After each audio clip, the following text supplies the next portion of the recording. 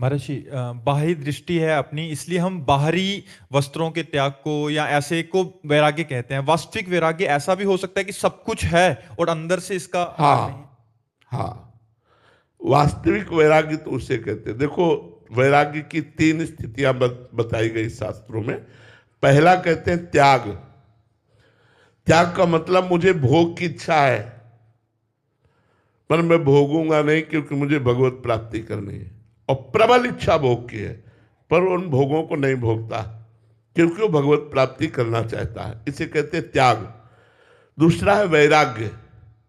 भोगों की उपस्थिति पर भोगों की इच्छा ना होना, भोगों के बीच में रहते हुए भी भोग की इच्छा ही ना होना, इसे वैराग्य कहते हैं। और तीसरे को कहते हैं उपरति।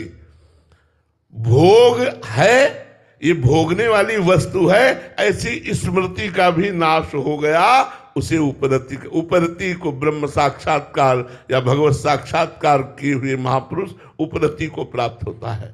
महाराज जी, पहली स्थिति जो है त्याग आपने बताई, ये तो साधक की बहुत दुखद स्थिति है ये, क्योंकि तन छाड़े मन गए है, दोनों ही दुख होए।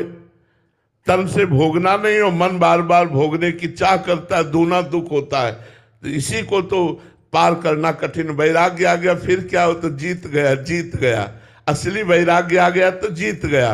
अभी तो त्याग के मार्ग पर हम चलना चाहते हैं, पर मन हमारा भोगों में लगा है। बड़ा दुखद है, बड़ा दुखद परिस्थिति होती है, और ये बहुत लंबे समय तक रहता है। वैराग्य, शुद्ध वैराग्य आना, भोगों में अरुचि हो जाना।